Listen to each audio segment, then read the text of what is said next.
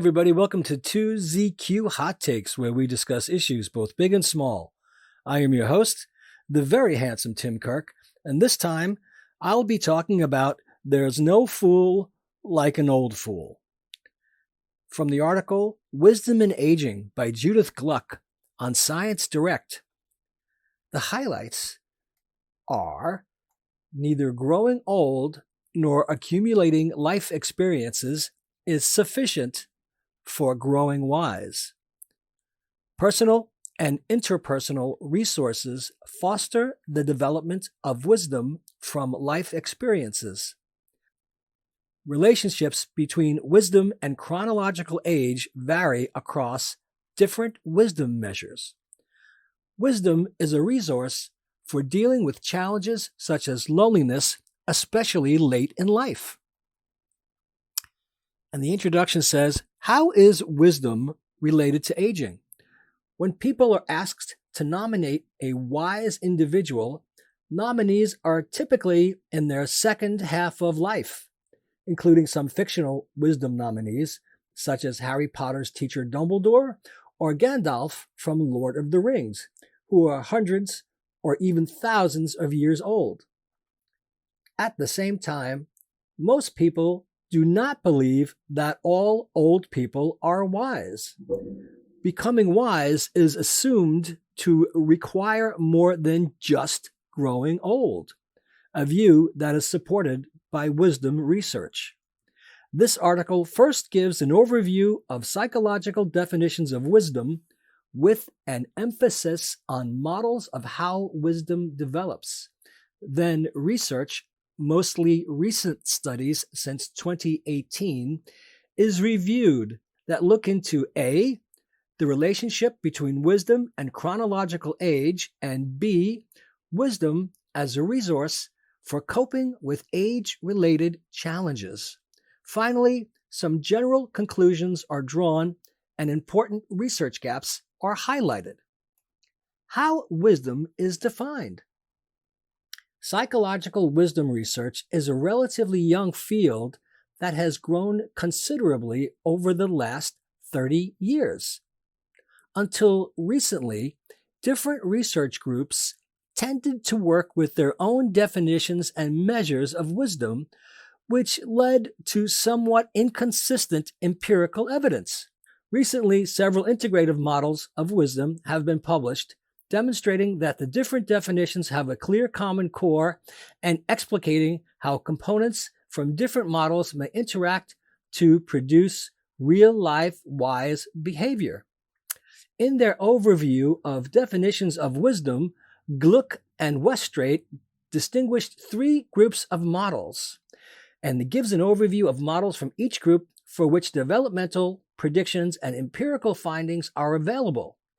Cognitive-focused models of wisdom describe wise thinking, which is characterized by awareness of 1, uncertainty, unpredictability, and the limitations of one's knowledge, and 2, the existence and legitimacy of different perspectives shaped by differences in values and life contexts.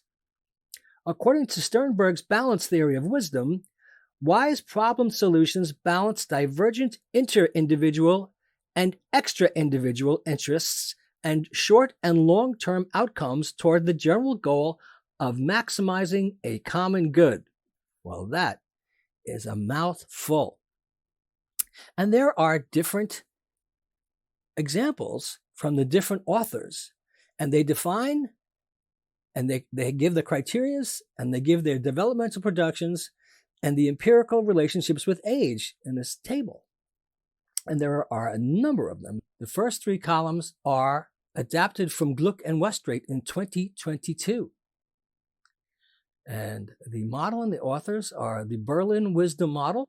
And the definition is wisdom-related knowledge is expert knowledge about the fundamental pragmatics of life. The criteria and components are factual knowledge about life, procedural knowledge about life, lifespan contextualism, value relativism, and recognition and management of uncertainty.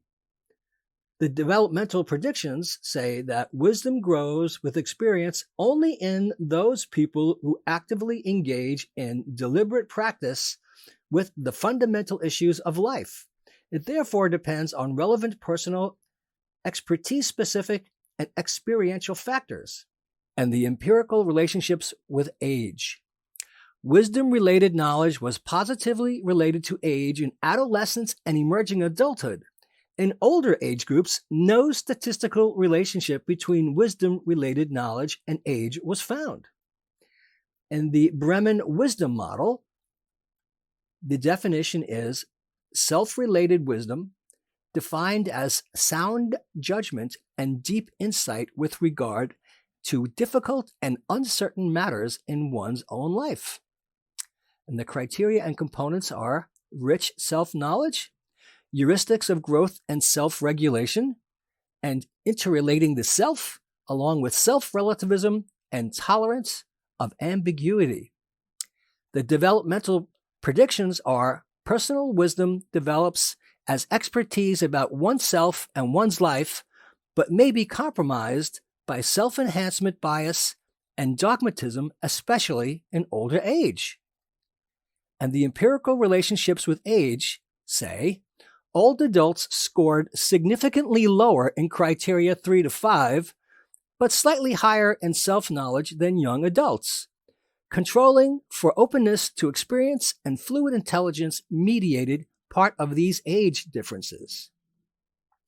The wise reasoning model definition is wise reasoning, defined as using specific types of pragmatic reasoning to navigate difficult challenges of social life.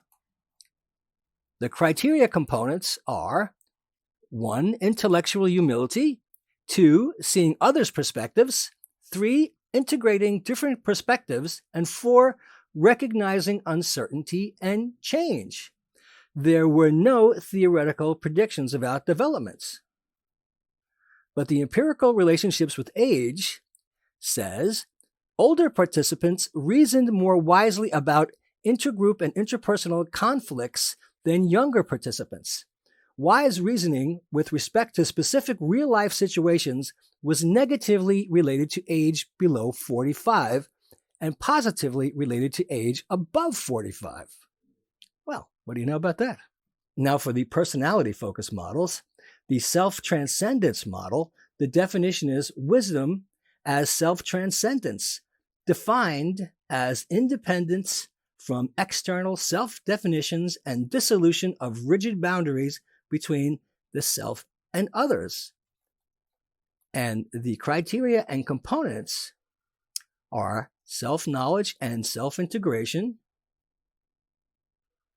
peace of mind, non-attachment, self-transcendence, and presence in the here and now, and growth. And the predictions from development are self-transcendence develops in people who engage in activities such as seeking insight or meditation through 4 developmental stages: self-knowledge, non-attachment, integration, and self-transcendence. And the empirical relationships with age say that older participants scored higher than young participants in peace of mind, non-attachment, and self-transcendence. Now we have the 3-dimensional wisdom model, and it's defined as wisdom as a combination of personality traits that enable individuals to take others' perspectives and overcome biases and blind spots, learn from life, and care for others. The criteria and components are cognitive dimension, reflective dimension, compassionate dimension. The developmental predictions are the reflective dimension, being willing to look at things from different perspectives, is assumed to be the foundation for the development of the other 2 dimensions. Cognitive aspects of wisdom may decline with fluid intelligence, but non-cognitive aspects may increase at least into midlife.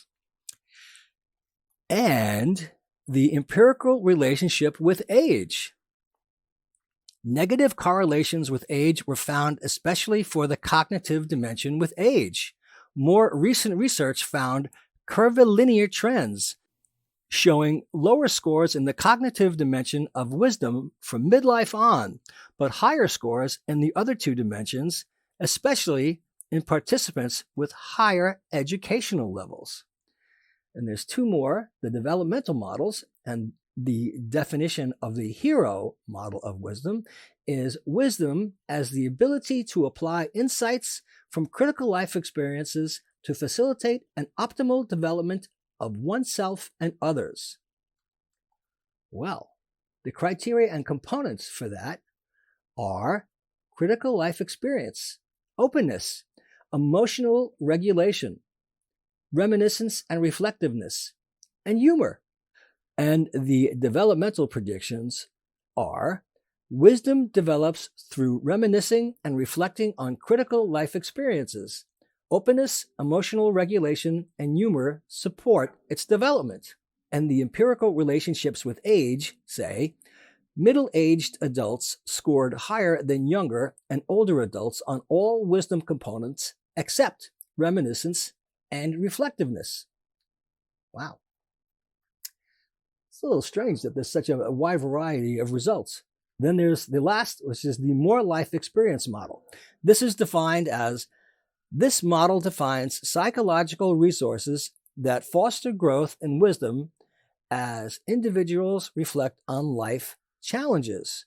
And the criteria are managing uncertainty and uncontrollability, openness to new perspectives and experiences, reflectivity, emotional sensitivity, and emotional regulation. And the developmental prediction is that wisdom develops through reflecting on challenging life experiences. Openness and emotional sensitivity are assumed to be early life predecessors of growth in wisdom. Awareness of uncertainty and uncontrollability and emotion regulation are acquired later in life. And finally, the empirical relationships with age. Wisdom resources were correlated with wisdom levels on a lifespan sample. So, going forward, personality-focused models emphasize personality-related, affective, and motivational aspects of wisdom, such as curiosity about life, a willingness to question one's own beliefs, and compassionate concern for others or self-transcendence, feeling connected to people, other generations, and nature, having a sense of meaning and experiencing joy, awe, and inner peace. Cognitive-focused and personality-focused models of wisdom are not incompatible with each other. They are related both conceptually and empirically.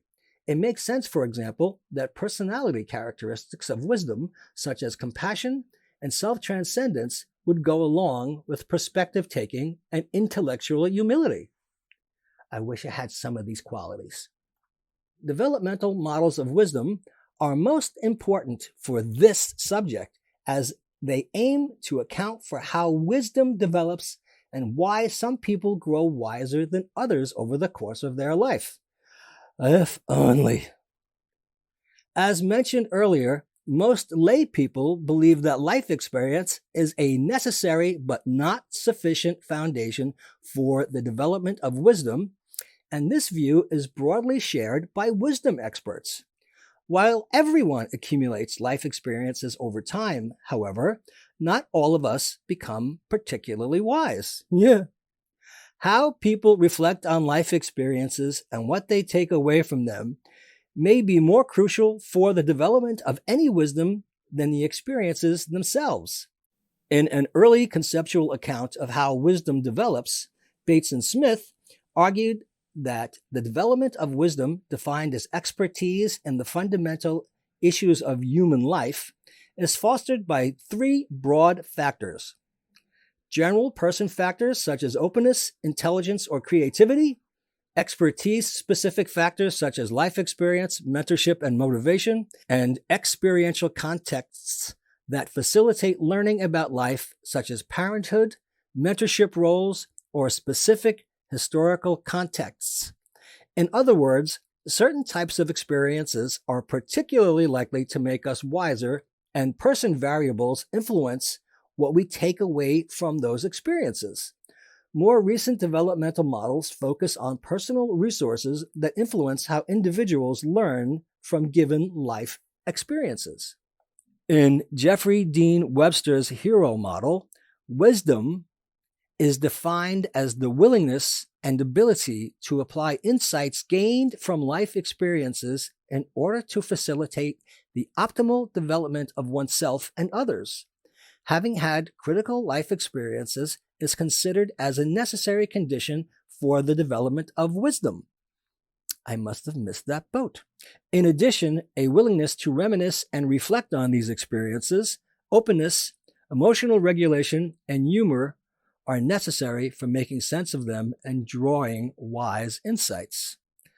The Moore life experience model is a theory of how wisdom develops and how it manifests itself in difficult situations. Again, important life experiences are considered as the main catalysts of the development of wisdom. Such events do not have to be negative, but they need to be sufficiently disruptive to broaden a person's worldviews and lead to new insights. 5 psychological resources influences how likely people are to have such experiences and grow wiser from them. The ability to manage uncertainty and uncontrollability, openness to new experiences and divergent perspectives, a willingness to engage in exploratory reflection, and emotional sensitivity and regulation.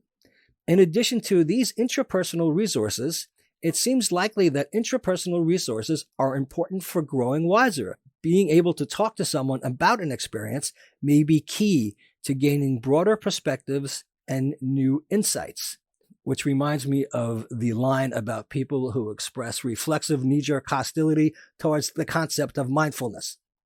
How wisdom is measured. Before reviewing the empirical evidence, it is important to briefly discuss how wisdom is measured. As mentioned earlier, different definitions of wisdom have resulted in different types of measures. Cognitive conceptions of wisdom have mostly been translated into so-called performance measures. Typically, spoken or written responses to difficult life problems are evaluated for criteria such as consideration of differences in values and contexts, or intellectual humility and awareness of uncertainty. One exception is the situated wise reasoning scale, which assesses situation-specific wise reasoning by self-report. Personality-focused conceptions have mostly been translated into self-report scales, measuring the respective wisdom components such as reflective, cognitive, and compassionate dimensions or self-transcendence. Developmental models have been translated into both self-report scales and life event interviews.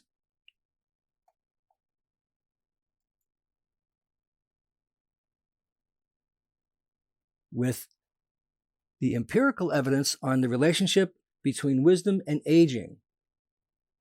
While anecdotal developmental models of wisdom make some predictions about how and why wisdom develops or does not develop over a person's life course, the empirical evidence concerning those predictions is limited to date.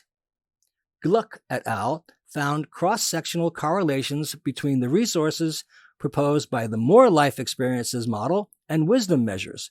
A longitudinal study over 1 year, however, found no evidence of growth in wisdom after adversity. A few studies have drawn upon data collected in long-term longitudinal studies, either identifying wisdom-relevant items in earlier assessments or including wisdom measures in recent data collection waves and relating them to variables assessed earlier. These studies suggest that wisdom in old age is predicted by variables pertaining to openness and an orientation toward growth in young adulthood, supporting the general idea that psychological resources can foster or hinder the development of wisdom. More longitudinal evidence on the interplay between life experiences, intrapersonal and interpersonal resources, and wisdom is clearly needed. Now to the subject of wisdom and chronological age. The bulk of existing evidence consists of analyses of correlations or, in a few cases, nonlinear relationships between measured wisdom and chronological age in cross-sectional datasets. Even with respect to this seemingly simple issue, the broad diversity of wisdom measures has led to somewhat inconsistent empirical findings, which I think is kind of interesting. Among cognitive-focused measures, scores in the Berlin wisdom paradigm are positively related to age between 15 and 25 and unrelated to age above 25, except for a possible decline in very old age. With a different measure of wise reasoning, however, Grossman et al. Found a linear positive relationship with age up into participants' 90s. For the situated wise reasoning scale, Brienza et al. Found a U-shaped relationship. Among personality-focused measures, scores in the three-dimensional wisdom scale are typically negatively correlated with age, a pattern driven by the cognitive dimension of wisdom. Recently, however, a study found an inverse U-shaped relationship with the highest scores in middle age, and a similar pattern was found for the self-assessed wisdom scale, a developmental-focused measure. Another personality-focused measure, the adult self-transcendence inventory, is typically unrelated to age. In sum, as Gluck summarized, wisdom increases, stays stable, increases then decreases, decreases then increases, or just decreases with age, depending on which measure you look at. Well, that clears things up. She argued that the relationship of a wisdom measure with age depends on which components of wisdom the measure emphasizes, with different components having different age trajectories. To illustrate the point, she reported correlations of single items' different wisdom scales with age. For example, items assessing self-transcendence, such as I feel part of something greater than myself, or sometimes I feel a real compassion for everyone, were positively correlated, whereas reverse-scored items measuring complex thinking, such as simply knowing the answer rather than understanding the reasons for the answer to a problem, is fine with me. Or people are either good or bad, were negatively correlated with age. Thus, components of wisdom pertaining to self-transcendence may be positively related to age and the general population, whereas components concerning complex thinking are negatively related to age. It seems likely, however, that highly wise older people are able to use their expertise in wisdom-relevant matters to compensate for losses in fluid intelligence. Generally, statistical relationships between wisdom and chronological age are not strong. Even where significant linear or quadratic relationships were found, they accounted for small shares of the variance. This makes sense given that, as discussed earlier, there is no universal trajectory of wisdom development. Whether and how much individuals grow towards wisdom depends on individual constellations of life experiences and interpersonal resources. In addition, given the enormous historical and cultural changes over the past century in the Western world, where most wisdom research has taken place, it seems likely that cohort effects account for some of the findings. Now for wisdom as a source of well-being in old age. Some recent research has looked at wisdom as a psychological resource for coping with life challenges. Wisdom may help individuals with navigating difficult situations in their own and other people's lives and serve as a buffer against negative effects of stressful experiences on well-being and mental health. In a series of studies, Monica R. Delt's research group has demonstrated that wisdom helps individuals dealing with hardship in all phases of adulthood, but especially in old age. Recent quantitative and qualitative research also suggests that wisdom may be a protective factor against loneliness in old age. Across various measures, Highly wise individuals are generally high in well-being, although not everyone who is high in well-being is also wise. And for the cultural and socio-economic differences, as mentioned earlier, most empirical wisdom research has been conducted with classical Western samples in Europe and North America. There is, however, a substantial body of research on people's conceptions of wisdom in non-Western cultures. According to that literature, there is a common core of aspects of wisdom that are culturally universal, such as concern for others, but wisdom conceptions are clearly also shaped by cultural, social, religious, and socio-economic factors. Comparatively little research has looked at how wisdom develops in different cultures. As an example, Cherigai et al. Used the three-dimensional wisdom scale to assess wisdom in 3 age cohorts of Iranian participants. They found that age was positively related to the compassionate dimension and negatively related to the cognitive dimension of wisdom. But these results were moderated by gender and education, illustrating the relevance of educational opportunities for personal growth, especially in relatively traditional societies. Conclusions and future directions. In sum, the relationship between wisdom and age is complex because wisdom is a complex construct in itself. Wisdom comes with age as it is based on accumulated life experience. However, wisdom may also decline with age because some of its components do. The ability to grasp complex problems or to regulate emotions in stressful situations tend to decline as individuals age. Individual trajectories of the development of wisdom may vary considerably depending on individual experiences, life contexts, and constellations of intrapersonal and interpersonal resources. To make things more complicated, the psychosocial resources that support wisdom may change with age. For example, while young adults seem to draw on fluid intelligence when dealing with wisdom problems, older adults draw on crystallized intelligence. In the same way, role and relevance of resources like openness, compassion, or emotion regulation may change with age. More longitudinal research on the development of wisdom is urgently needed. Wisdom research is a young field with many open questions. At this point in history, one important goal for future research is to develop wisdom interventions that foster wisdom in all phases of life, from school curricula to systemic interventions in organizations. If humanity is to overcome the challenges it is currently facing, we will need to increase the wisdom of the decisions that both individuals and collectives make.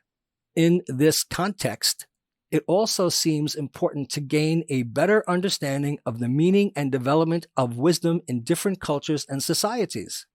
For example, research with Western samples suggests that overcoming the demands of one's ego is an important aspect of growing wiser. I completely agree.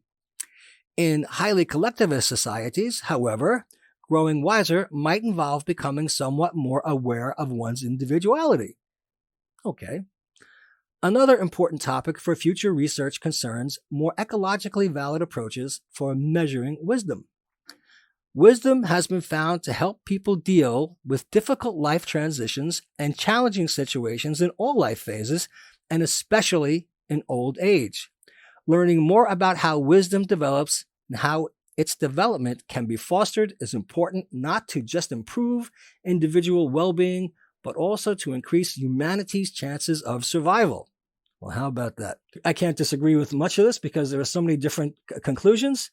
And the one thing I can say is I'm surprised that there is no fool like an old fool. And you do lose a lot of your wisdom as you get older. And I thought you'd become the wise old owl. But it seems that that is not necessarily the case. Anyway, thanks for listening. See you next time. And as the kiddies say, peace out.